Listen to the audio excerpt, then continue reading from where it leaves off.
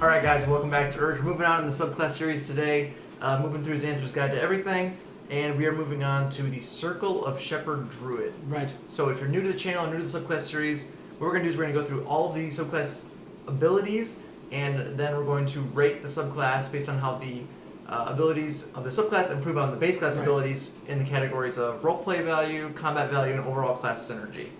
So without any further ado, we'll just jump straight into it.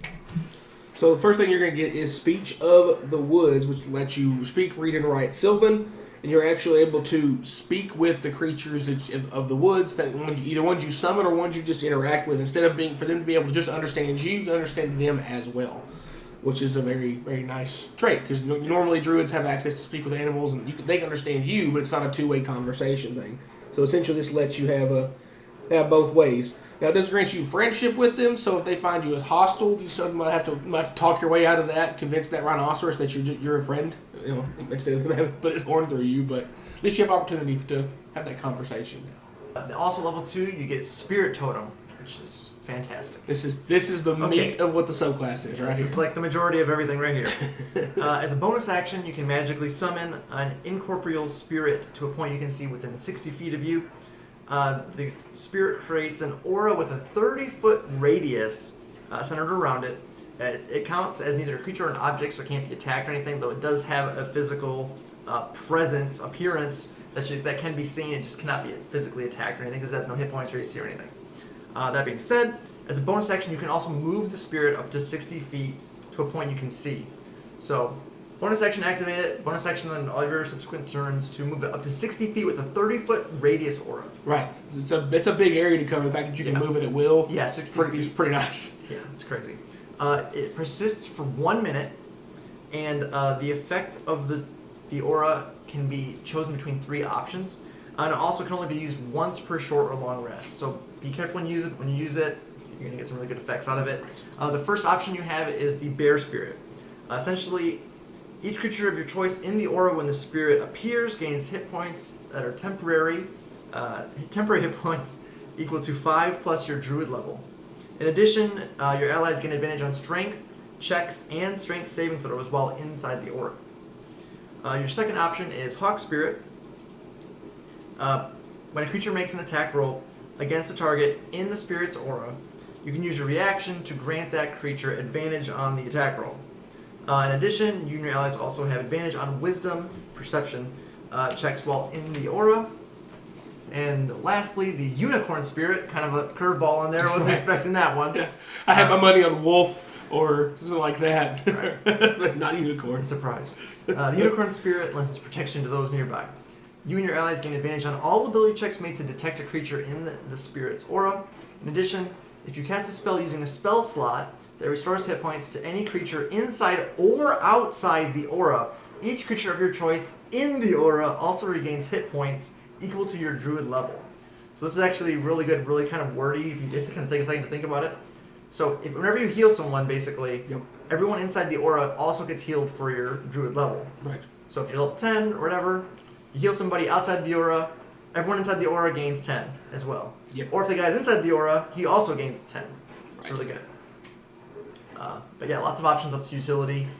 And you get it at level 2, which is crazy. Yeah, it even, if you just want to, it helps you spend low level heals to do some nice, group heals. I mean, you can just healing word somebody in the group on a bonus action just to give everybody your druid level and heals, just like that. Even if you're not really as concerned about using the healing word to be effective as much, but it's still just like, okay, I'm going to give you a D4 plus 4, but now everybody gets an extra plus 10. Right. So, and there's no limit to the amount. So each creature inside the aura. Right, of your choice. So when you start getting to the next abilities, keep that in mind. Yes. So at level 6, you get Mighty Summoner. So any beast or fae that you are more resilient than normal. So essentially they get 2 extra hit points per hit die that they have, which, as a druid caster and your dungeon master have to work and kind of be on the top of that because you've got so many different things you can summon to kind of.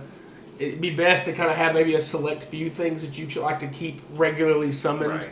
Then maybe let your DM know ahead of time so they can actually prepare. Right, so they can be ready for that.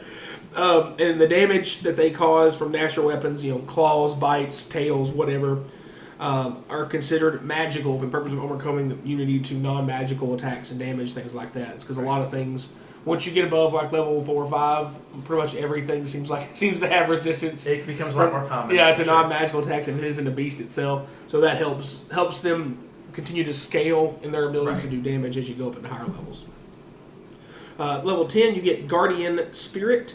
So your Spirit Totem also safeguards the beasts and Fae that you call forth with your magic. There's a running theme there, guys. When a beast or Fae that you summon or created with a spell ends your turn in the Spirit Totem aura, that creature regains a number of hit points equal to half your Druid level. So every turn, the 2 direwolves you summon get half your Druid level back just as a little passive heal. Now, it doesn't sound like much, but once again, it helps them stay out there longer and be able to be involved, poke some little bit of damage here, do whatever things they can do. You don't have to do anything else out there. It just helps them stay alive a little bit better.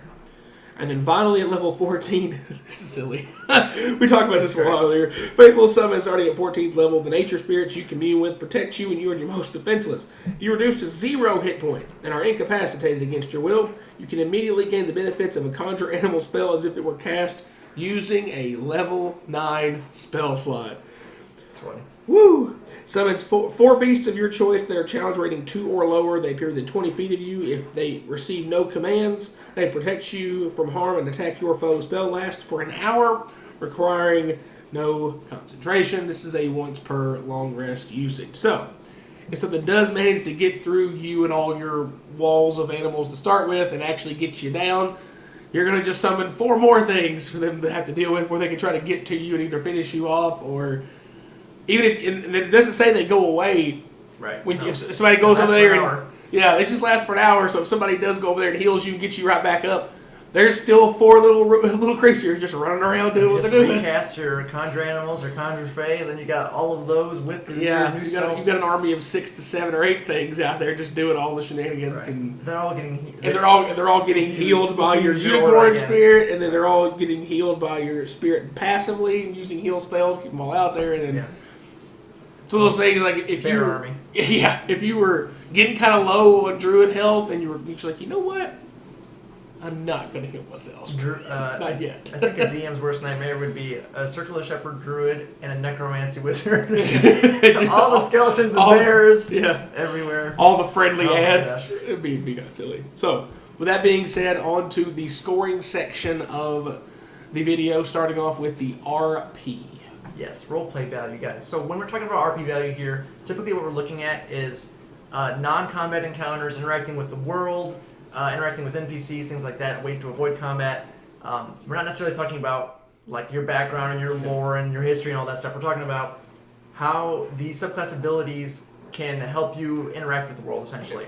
So looking at all these abilities, the Speech of the Woods is going to help you interact with animals and stuff, maybe get some knowledge about the area around you, maybe scout out some stuff ahead of time. Also with Spirit Totem, you have options to where you can get advantage on strength checks if you're trying to like push something or pull something or knock something over. Stuff like that could be really helpful depending on the situation. You also have the Hawk Spirit, gives you advantage on perception checks and things like that. And your Unicorn Spirit, healing. If you want, right before you take a short rest, if you haven't used this yet, you might as well use it, heal everyone. You get the free and then bonus you heals. get short rest, get your totem back. Correct. So it's always going to be useful outside of combat. Bear Spirit gives you advantage on strength checks, not just saving throws. So if you guys had to do some climbing, you're like, all right, because you can all right, I'm going to take my movement, bonus action, move the totem over here. Right. So advantage on my next climbing check. If you had to scale a wall, technically it can be done. So... That's the good thing about the totem is it's not just combat and not just RP. Right. All 3 options have an option either way. Right. But then the last 3 abilities are all related to summoning creatures and things like that, which they do have an hour duration, most of them. But with that being said, you're probably not going to be summoning because it's going to make out of combat stuff more difficult. Because if you're trying to get around a dungeon or get around a town, you're not going to be having like a swarm of animals around you. It's not going to be efficient or economical. Right. So those really aren't going to be super useful in RP. I mean, there could be some situations where they are, but we decided just to go with a 3 out of 5 for the RP here, just because there's some utility and situational uses that could be definitely really good. But also, it's nothing really super out of the way in the RP sense. It just doesn't really super help you, doesn't really super hurt you. It's just a solid RP balance there. That's a plus. On the combat side of things, because of the versatility of everything you can do here, This really builds well on what the Druid base class can do. The fact that you have access to summoning creature, you have 3 different summoning creature spells that are conjure animals, conjure woodland beings, and conjure fae that are all directly helped by 3 of the abilities here. Technically 4 if you choose the unicorn spirit, because you can heal even the conjured creatures that you have because they're considered friendly creatures. Right. They get extra health. They have magical attacks, so they can overcome that resistance or immunity. They get passive healing from Guardian Spirit, and you can in fact just summon a bunch of free ones if you do happen to go down after level 14. So, right. The totem itself being able to increase AoE healing, getting temporary hit points, strength saving throws, or having a chance to use a reaction to give somebody advantage every turn. Hello, Rogue's best friend. Right. Like automatic sneak attacks no matter what other things are happening. Anyway, a lot of great choices. So ultimately we went with a 4.5. And probably the last thing in order to make that 4.5 a thing is we got to make sure you take Warcaster for this, because the conjure elementals, conjure woodland beings, and most importantly conjure fae. It specifies in there you conjure a level 6 CR creature. That's big. That really can swing the tide of battle. But you lose that concentration, it no longer becomes a friendly and becomes a third party. You're like, That's right. Who may be really irritated that you decided to summon him from wherever he was at. Right. And yeah, so that they might have to fight whatever you're already fighting plus the fae you just summoned. So being able to have advantage on your concentration checks to make sure you keep control of that creature, super important. Yeah, make you a lot less fearful of losing control. Right. And also, if you've got all these abilities buffing your conjured animals and stuff, you probably want to help keep that concentration up. So Warcaster is a huge thing to keep in mind. And also, if you have an extra, ability score improvement or feat choose, probably want to go with Resilient at some point as well. You get the +1 and proficiency, so then you eventually have advantage and proficiency with your con checks, and it's going to be a huge bonus. That's almost like worst luck proof at that point, having a huge roll for your concentration. Just double down on the whole conjure thing. Yeah, unless you get blown up by some giant ability, you're probably going to keep your concentration most of the time. Right. And then lastly, we have the overall class synergy. Now, with the Druid base class, the only things to really synergize with are going to be your wild shaping, which really subclasses don't really synergize too much with that, other than the Circle of the Moon, because that whole subclass is built around wild shaping. Yeah. But also the spell casting. So those are the 2 primary things to keep in mind when talking about synergy. And with the Circle of Shepherds, you have all of these abilities buffing your conjure spells. So there's definitely some major synergy there. Especially it's kind of helping you kind of give you a direction and a purpose to go with your spell casting. So maybe you don't care so much about your spell saves, you care more about keeping your concentration up. So maybe you kind of go more into con than you normally would. Yep. To help keep those concentrations up. And maybe you go a little bit less into wisdom, maybe like con and wisdom, your top 2 probably, to help keep concentration up for those conjure spells, and then buff them with all of your subclass abilities and everything like that. And all of these subclass abilities kind of synergize with each other as well, just because your spirit totem is going to buff or heal your conjured animals every turn, and then you're going to also get your mighty summoner where they're getting all their extra health and all this stuff. And then of course if you do get knocked out for whatever reason, you're popping up all these things here. They're going to be saving you some spell slots as well. So we decided to go with a 4 on the synergy, just because there's lots of synergy internally within the subclass, but then also with giving you a purpose and direction with how to take your spell casting and your ability scores and how to move forward with the theme of the class. So there's some good synergy overall with that as well. That being said, guys, that's going to wrap it up for this one. It's a really cool, interesting subclass. I really like it a lot. I think it's actually probably one of the better Druid subclasses. Well-rounded, for sure.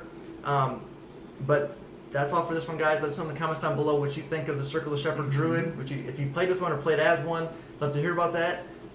Make sure you like, comment, subscribe, hit the bell notifications when our new videos come out. And as always, guys, thanks for watching.